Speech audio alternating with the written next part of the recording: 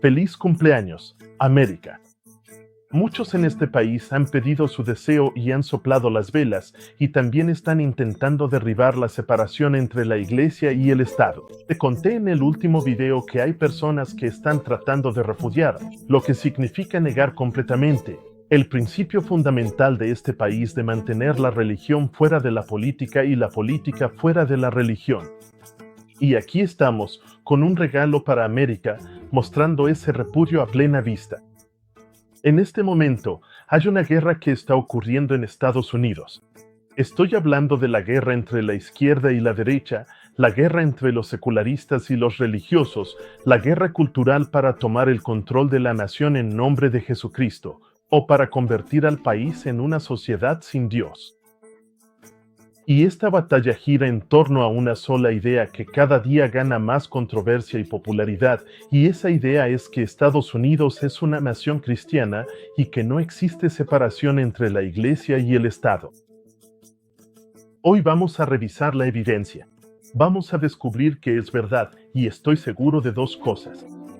Primero, la mayoría de ustedes va a ver y aprender cosas que nunca antes habían visto. Y segundo, al final de este video, vas a saber cuál de estos dos bandos, según la profecía, es el que realmente gana.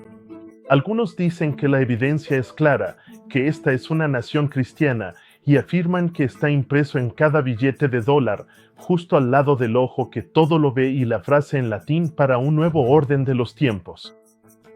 Dice, en Dios confiamos. Cada año, mientras millones de estadounidenses recitan el juramento a la bandera, lo hacen diciendo la frase, una nación bajo Dios. Y con el 250 aniversario de los Estados Unidos como celebración de la Declaración de Independencia, no podemos ignorar el hecho de que la declaración decía, sostenemos que estas verdades son evidentes por sí mismas, que todos los hombres son creados iguales, que están dotados por su Creador. Nos guste o no, esas palabras, creado y creador, especialmente considerando lo que aparece en el billete de dólar y en el juramento a la bandera, apuntan a algún tipo de Dios, a un poder superior al que se está apelando. Esto es aceptado por los cristianos, pero no puede ser ignorado por los ateos. Y la pregunta es, ¿cuánto deberían los cristianos abrazar esto y cuánto deberían los secularistas tratar de ignorarlo? Algunos dicen que los padres fundadores eran un grupo de deístas que creían que existe un Dios, pero que ese Dios no está interesado en lo que sucede en el planeta. Algunos dicen que eran agnósticos. Incluso algunos intentan presentarlos como ateos que absolutamente querían mantener a Dios fuera de la política.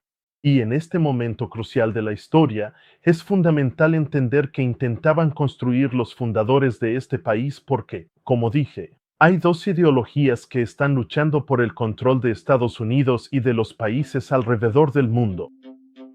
Como vas a ver, ambos extremos son peligrosos. La profecía declara que uno va a ganar, y si no entendemos el tema y alzamos la voz en vez de simplemente quedarnos al margen y mirar cómo se desarrolla como un partido de tenis, de un lado a otro, de aquí para allá, significa que no estamos cumpliendo con nuestra responsabilidad. El año que se celebrará en 2026 como el 250 aniversario de la Declaración de Independencia, cuando una nación joven de solo 13 colonias, que luego se convirtieron en lo que hoy conocemos como estados, se unió para declarar su independencia de Inglaterra. Las personas que cruzaron el Atlántico lo hicieron intentando huir de la persecución religiosa para poder adorar según los dictados de su conciencia. Muchos no saben esto, especialmente quienes no tienen conocimiento de la Biblia, pero el surgimiento de este país está definido en la profecía como una bestia semejante a un cordero con dos cuernos que surge de la tierra en un momento en que el antiguo orden de Iglesia y Estado del Papado y el Sacro Imperio Romano estaba a punto de colapsar. En este contexto, mientras los padres fundadores declaraban su independencia, lo hicieron incluyendo una referencia a que los hombres fueron creados por un creador, y ese creador obviamente sería Dios. Pero la pregunta es, ¿cuál Dios?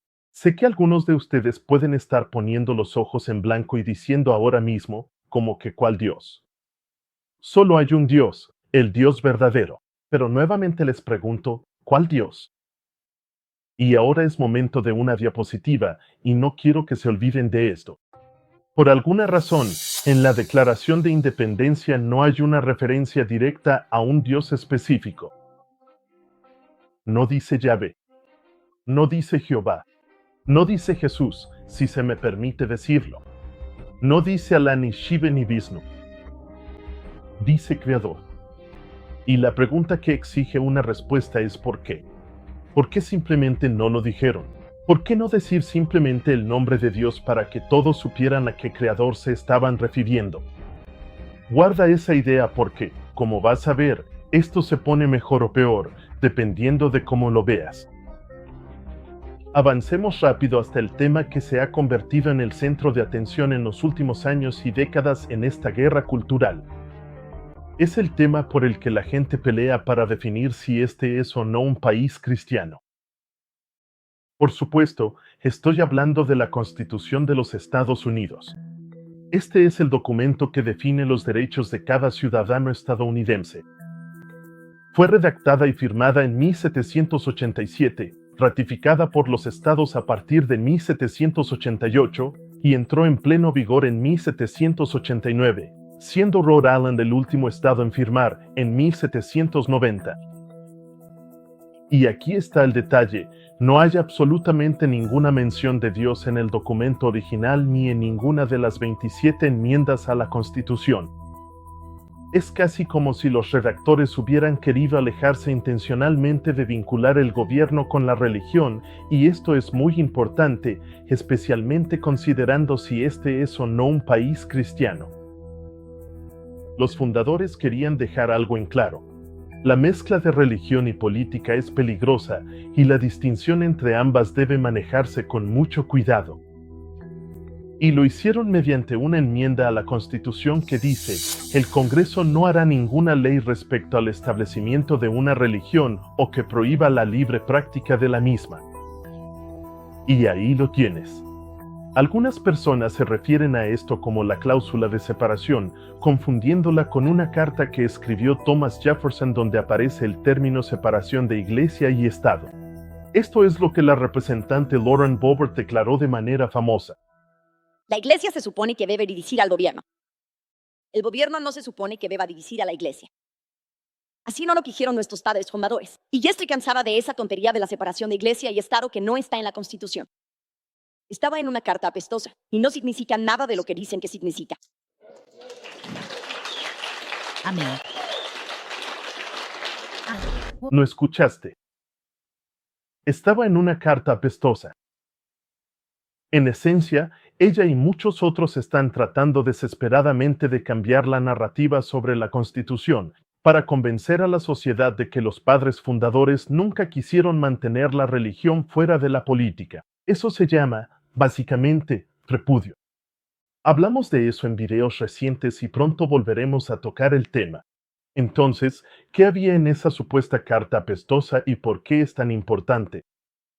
Esta carta fue escrita por Thomas Jefferson a los bautistas de Danbury en Connecticut, y por favor, presta atención porque hay cosas sumamente importantes que necesitas ver.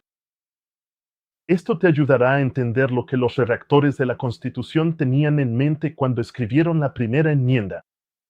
La carta dice así: creyendo junto a ustedes que la religión es un asunto que corresponde únicamente al hombre y a su Dios, que no le debe cuentas a nadie más por su fe o su culto, que los poderes legítimos del gobierno solo alcanzan a las acciones y no a las opiniones. Contemplo con supremo respeto ese acto de todo el pueblo estadounidense que declaró que su legislatura no debe promulgar ninguna ley que respete el establecimiento de una religión, ni que prohíba el libre ejercicio de la misma, construyendo así un muro de separación entre la Iglesia y el Estado. Esto es muy importante. Jefferson dice que la religión es un asunto entre Dios y el hombre. La fe y el culto solo le pertenecen a Dios, y el gobierno no debería interferir en eso. Y luego él hace referencia al lenguaje de la Constitución y acuña el famoso término, así construyendo un muro de separación entre la Iglesia y el Estado. Todos están tratando de entender qué era lo que los padres fundadores querían, Y este fue uno de los más fundadores de todos los padres fundadores diciéndolo claramente. Existe un muro que separa la Iglesia del Estado, aunque hoy en día muchos no estén de acuerdo con eso de manera apasionada. La gran mayoría de nuestros testigos dijeron que fueron atacados y castigados, y lo que se usó en su contra fue una frase que no está en la Constitución, y esa frase es la separación de la Iglesia y el Estado. La izquierda ha usado esa sola frase, que fue una línea de entre cientos de cartas de Thomas Jefferson, para golpear y atacar a personas de fe durante los últimos 70 u 80 años. Y este informe dejará muy claro que queremos asegurarnos de que los estadounidenses entiendan que ya no pueden ser atacados con esa frase.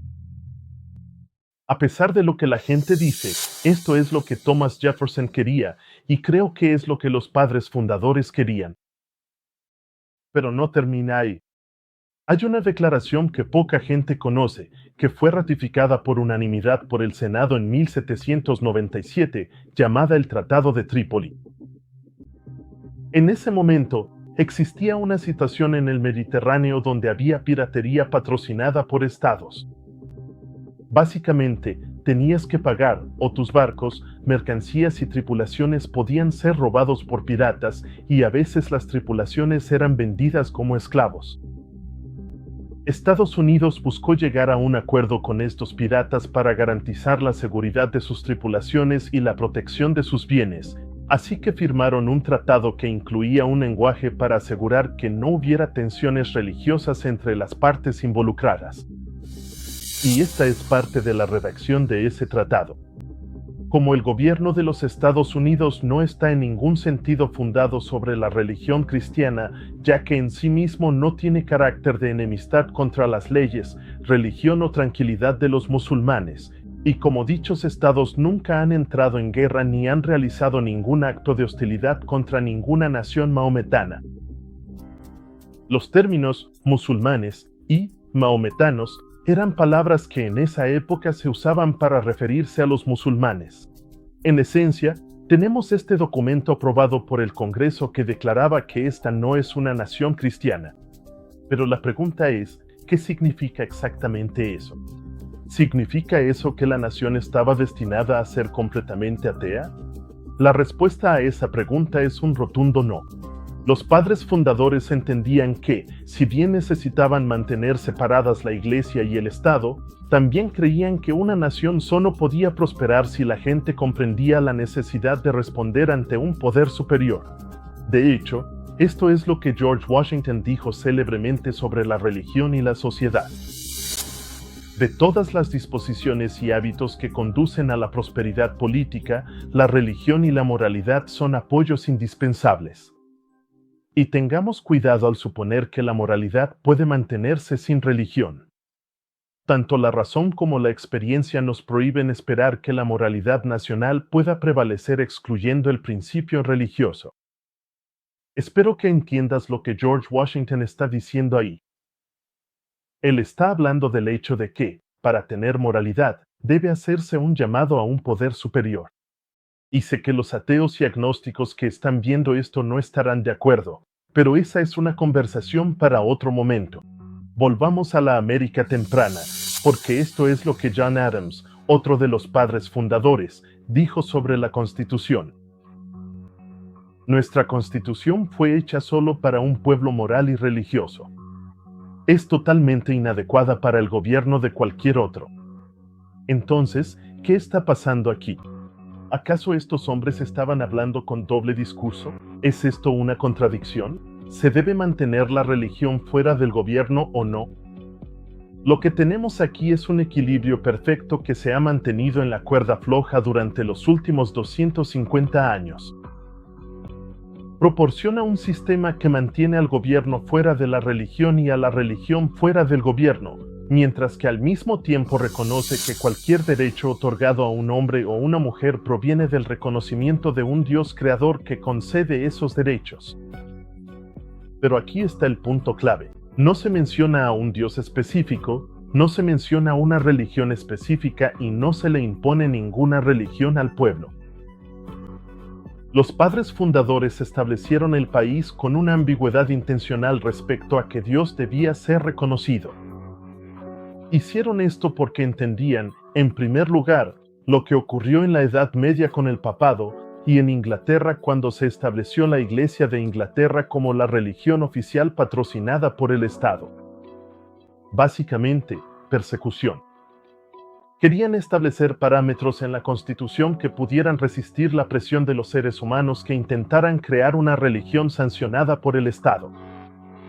Y, sin embargo, también quisieron establecer parámetros para evitar el caos sin Dios que surgió de la Revolución Francesa, que, aunque promovía los principios correctos de la separación entre la Iglesia y el Estado, lo hizo de una manera que permitió el caos, el asesinato, la inmoralidad y el crimen.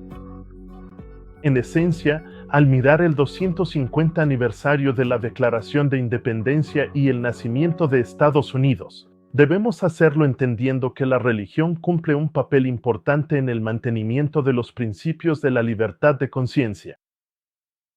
Sin embargo, la religión nunca debe ser legislada ni impuesta a la gente, lo que significa que el Estado no debería hacer declaraciones que favorezcan a una religión en particular. Y, lamentablemente, hemos estado viendo mucho de esto últimamente. Es ese equilibrio el que nos impide abrazar la ideología, la tiranía y la persecución del romanismo presente en el Sacro Imperio Romano cuando la Iglesia y el Estado estaban unidos, y también nos protege de caer en la falta de Dios y la tiranía de la Revolución Francesa y muchos de los regímenes comunistas que han llenado la historia con horribles registros de persecución. Ambos son dos extremos. La profecía declaró que uno de estos poderes va a ganar al final, y no es el secularismo, es el romanismo. Son los fanáticos religiosos quienes, en respuesta al aumento del secularismo, recurrirán al Estado en un intento de tomar el control de la sociedad. Algunos tienen buenas intenciones, pero la historia está llena de relatos de persecución religiosa y de vidas arruinadas en nombre de Dios y de las buenas intenciones. Y puedes ver este video para entender a qué me refiero. Este intento de usar al Estado para tratar de arreglar la sociedad y hacer que la gente vuelva a Dios es lo que está simbolizado en Apocalipsis 13, donde encontramos la adoración forzada. Se presenta la imagen de una nación que surge y que parece un cordero, pero habla como un dragón. En esencia, vemos un movimiento y una nación que dicen ser cristianos e incluso tienen una supuesta intención cristiana. Sin embargo, lo que realmente está ocurriendo es obra del enemigo, que busca eliminar los derechos individuales y obligar a la sumisión. En este momento crucial de la historia, estamos en una encrucijada. Hay millones de personas que creen que esta nación debería ser declarada una nación cristiana, con leyes promulgadas para retomar el control de la sociedad. Para lograr eso, algo tiene que suceder. Hay una barrera que está impidiendo que esto ocurra, y esa barrera es esa pequeña cosa llamada la Constitución de los Estados Unidos. Durante más de un siglo, los fanáticos religiosos han estado intentando hacer una de dos cosas. Han estado intentando o cambiarla o repudiarla. Esto no es nada nuevo. Hubo un grupo que intentó cambiar la Constitución a finales de la década de 1880. Se llamaban la Asociación Nacional de Reforma, y su objetivo era cambiar la Constitución para que dijera lo siguiente: nosotros, el pueblo, reconoceríamos al Dios Todopoderoso como la fuente de toda autoridad y poder en el gobierno civil, al Señor Jesucristo como el gobernante entre las naciones, su voluntad revelada como la ley suprema de la tierra, con el fin de constituir un gobierno cristiano. Espero que hayan captado eso. Ellos querían definir lo que los padres fundadores se negaron a hacer, que era declarar al gobierno como una nación cristiana. Obviamente, esto fracasó. Sin embargo, el impulso por esto no ha cambiado. En vez de intentar cambiar la Constitución, el objetivo ha pasado a ser la repudia de los principios de la Constitución, lo que simplemente significa que hay cristianos que están tratando de convencerse a sí mismos y a la sociedad en general de que la primera enmienda de la Constitución realmente no quiso decir que la Iglesia y el Estado debían mantenerse separados. Este escenario fue descrito en la década de 1880 en una declaración que resalta las profecías de Apocalipsis 13, que, como mencioné, habla de que la adoración forzada eventualmente será impuesta a las masas. Dice: cuando el protestantismo extienda su mano a través del abismo para tomar la mano del poder romano, cuando se incline sobre el abismo para estrechar la mano del espiritismo, cuando bajo la influencia de esta triple unión, nuestro país repudie todos los principios de su constitución como un gobierno protestante y republicano y haga provisiones para la propagación de falsedades y engaños papales, entonces podremos saber que ha llegado el momento de la obra maravillosa de Satanás y que el fin está cerca. En otras palabras, cuando veamos a protestantes y católicos intentando repudiar o negar los principios de la Constitución, podemos saber que estamos pisando un terreno profético peligroso. A finales de la década de 1880, los fanáticos religiosos de la Asociación Nacional de Reforma tenían una visión de Estados Unidos que querían implementar. Esta visión está registrada en el apéndice del Conflicto de los Siglos, donde dice: una verdadera teocracia aún está por venir y el entronizamiento de Cristo en la ley y en los legisladores. Por eso, oro devotamente como patriota cristiano para que las mujeres tengan el derecho al voto. El reino de Cristo debe entrar en el ámbito de la ley a través de la puerta de la política. Hay suficientes hombres a favor de la templanza en ambos partidos, demócrata y republicano, como para tomar el control del gobierno y darnos la prohibición nacional en el partido del futuro cercano, que será el partido de Dios. Oramos al cielo para que no les dé descanso hasta que juren lealtad a Cristo en la política y marchen como un gran ejército a las urnas para adorar a Dios. Léelo tú mismo.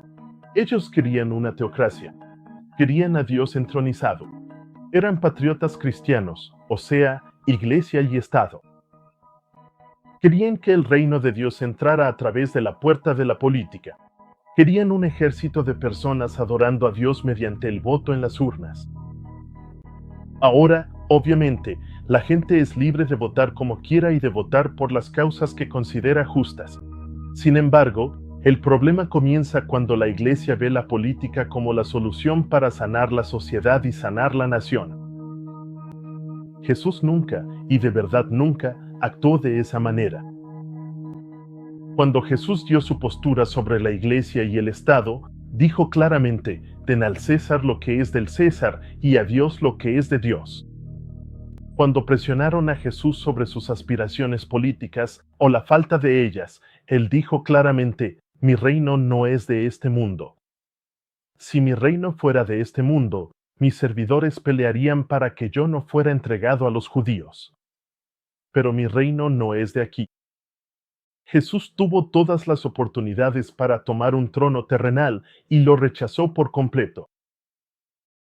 El mismo Hijo de Dios, con todo el poder en el cielo y en la tierra, no quiso imponer su reino sobre los reinos de este mundo. Así que aquí está la pregunta con la que tenemos que lidiar. Si Jesús se negó a hacerlo, ¿por qué tantos cristianos intentan hacerlo en su nombre? Esta misma tendencia fue descrita hace más de 100 años en una declaración que parece escrita para este preciso momento. Pero hoy en el mundo religioso hay multitudes que, según creen, están trabajando para establecer el reino de Cristo como un dominio terrenal y temporal. Desean hacer de nuestro Señor el gobernante de los reinos de este mundo, el gobernante en sus tribunales y campamentos, en sus salas legislativas, sus palacios y mercados. Esperan que él gobierne a través de leyes promulgadas y aplicadas por la autoridad humana. Como Cristo no está aquí en persona en este momento, ellos mismos se proponen actuar en su lugar para ejecutar las leyes de su reino. El establecimiento de un reino así es lo que los judíos deseaban en los días de Cristo. Ellos habrían recibido a Jesús si él hubiera estado dispuesto a establecer un dominio temporal para imponer lo que consideraban las leyes de Dios, y para hacerlos a ellos los intérpretes de su voluntad y los agentes de su autoridad. Pero él dijo: mi reino no es de este mundo. Él no aceptaría el trono terrenal. Estados Unidos está en una encrucijada.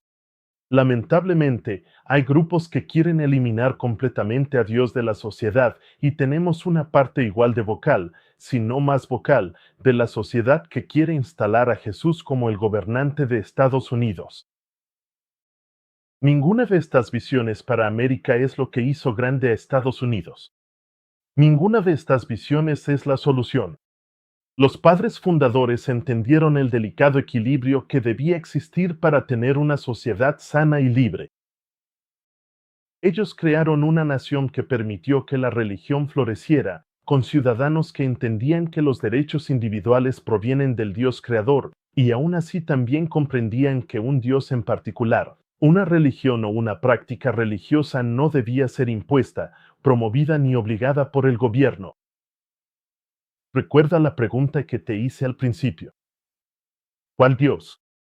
Los fundadores dejaron eso en blanco a propósito, y aquí está lo que debería hacernos prestar atención. Las mismas personas que quieren declarar a este país como una nación cristiana son las que se apresuran a llenar ese espacio en blanco por el resto de nosotros. Lamentablemente, esto es lo que está ocurriendo hoy en día, y como hemos mencionado en nuestros videos anteriores, esto es lo que llevará a que la persecución religiosa vuelva a mostrar su peor cara.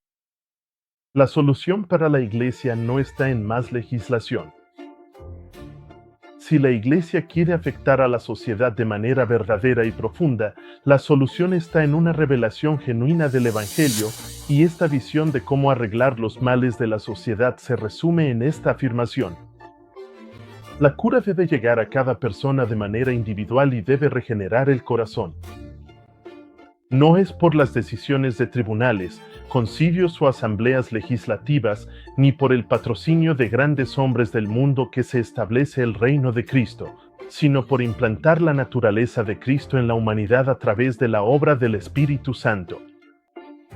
El problema es que la Iglesia ha hecho tantas concesiones que ha perdido su poder para influir en la sociedad con el Evangelio y, como resultado, frustrados. Ahora están recurriendo al Estado para que haga el trabajo que se supone debe hacer el Espíritu Santo. La verdad es que Dios no necesita que se cambie la Constitución. Él no necesita que se repudie la Constitución. Lo que Él busca son cristianos verdaderos y comprometidos que busquen el poder de Dios en sus vidas en vez del poder del Estado. Por la gracia de Dios, oro para que seamos cristianos que no buscan los reinos de este mundo, sino que seamos cristianos más enfocados en el reino venidero. Y si hacemos eso, podemos cumplir nuestro papel en avanzar el reino de Dios en vez del de los políticos. Así que, por favor, elijan sabiamente y feliz aniversario número 250, América. Yo también voy a soplar las velas y pedir un deseo, y más importante aún, una oración para que mantengamos la separación entre la Iglesia y el Estado. Que Dios los bendiga.